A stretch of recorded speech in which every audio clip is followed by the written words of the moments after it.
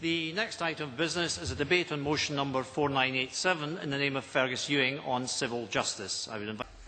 Thank you. I now call on Shirley-Anne Somerville, after which we will come to closing speeches. Thank you, Presiding Officer.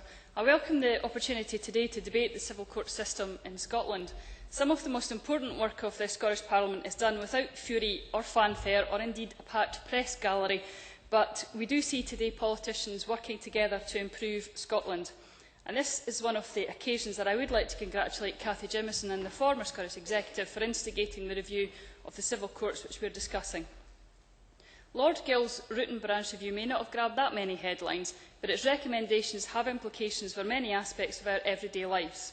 It seeks to improve accessibility to justice, to ensure individuals, families, communities and businesses who face disputes are better served by a modern, fairer civil justice system.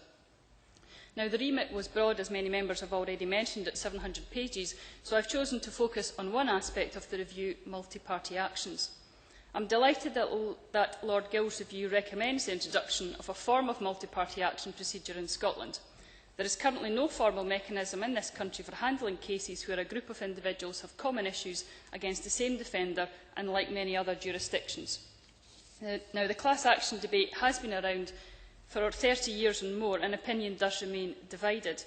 There are those that see them as the champion of the underdog against big businesses, others that see it as the friend of only the lawyer, and a fear that they will herald the adoption of a US-style litigation culture. Consumer Focus Scotland has long championed the case, arguing that class actions were essential to ensure consumers can enjoy their rights. Under the present system, where there are many small claims, individuals may not find it worthwhile or even possible to pursue the loss on their own. In bigger cases, such as product liability, specialised expert evidence may be required, which is simply beyond the means of a single party. Class actions could help in these circumstances and could act as a deterrent to illegal action from traders by better holding them to account for their actions. A system which allows people to band together not only improves access to justice, but may also be better for the courts and for the defender by promoting consistency in rulings and avoiding costly duplication. Lord Gill's report suggests a formal class action procedure may have been useful in recent mass litigation in the Scottish courts, such as the dispute over the lawfulness of bank charges. This resulted in 400 actions being litigated in sheriff courts across Scotland, causing unnecessary expense to both parties. A class action could have allowed this to be transferred to one court and managed as a single group. There have been many other high-profile examples of cases where a class action may have been a useful mechanism, from the infamous 80s case of Hoover not honouring its commitment to free US flights, to the recent failed attempt by Ian Hamilton QC to sue RBS for negligence after selling him shares in 2008, allegedly representing themselves as solvent.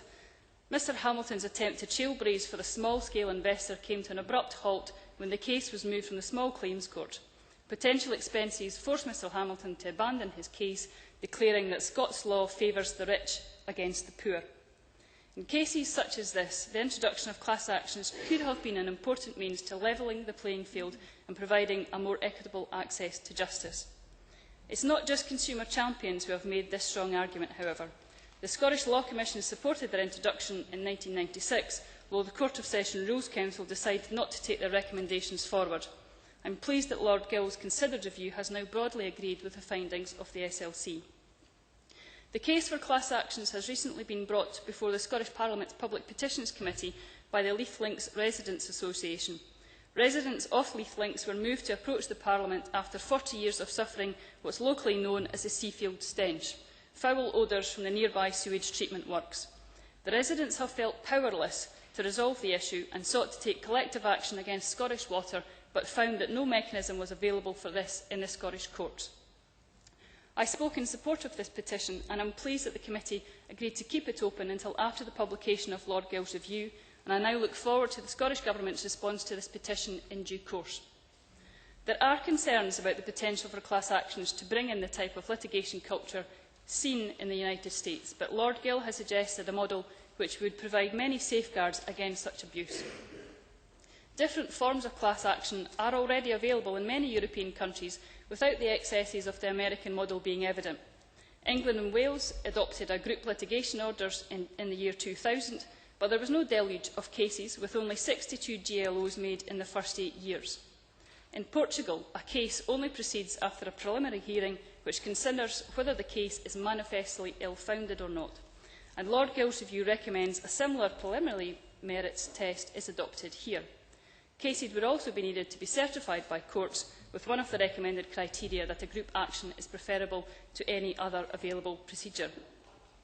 In summary, I believe that a formal class action procedure should be available in the Scottish courts to ensure our system of civil justice is fundamentally fair and the rights of the individual are protected.